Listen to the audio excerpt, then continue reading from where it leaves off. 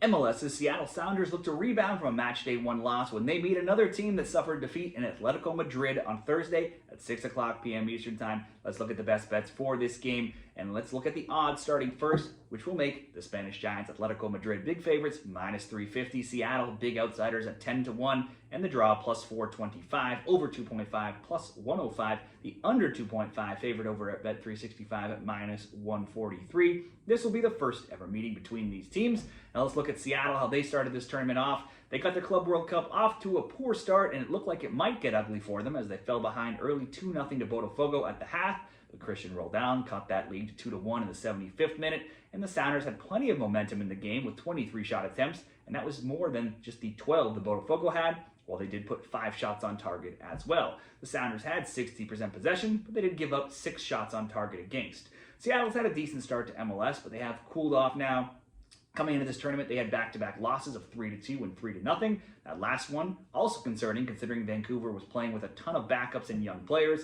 So now, after match day 1, it's 3 straight losses, where they've given up 2, 3, and 3 goals against. They are still 6th in the West, 7-5 and 6. They both scored and allowed 25 goals. That's made them an equal 9-9 to 2.5 over/under totals. Now, giving up 8 goals across 3 games is rare for the Sounders. Before these last 3, they had clean sheets in 3 of 4. They've not given up more than 1 goal in 13 games. However, they also don't score many usually either. Scoring 2 against Minnesota, just 2 games back, is the only time in their last 6 games they've had more than 1 goal. For Atletico Madrid, they will be looking to bounce back from a matchday 1 loss themselves as they were blown away 4-0 to Champions League winners PSG. To make matters worse, Clement Lenglet took a red card late in the game. Spanish side were dominated from start to finish, being outshot 16-5 and 11-1 in shots on target, while only holding 25% possession. For a large part of the La Liga season, Atleti were in the title conversation, but they eventually fell off, finishing 22, 10, and 6, scoring 68 times and allowing 30, and finishing 8 points back of Real Madrid for second, 12 points back of Barca for first. Atleti's Champions League aspirations also went up in flames in the round of 16, losing to Real Madrid, and that, in some ways, sparked the end of their season as well in the title race. They only won 1 of 5 overall matches after that Leg 1 loss to Real.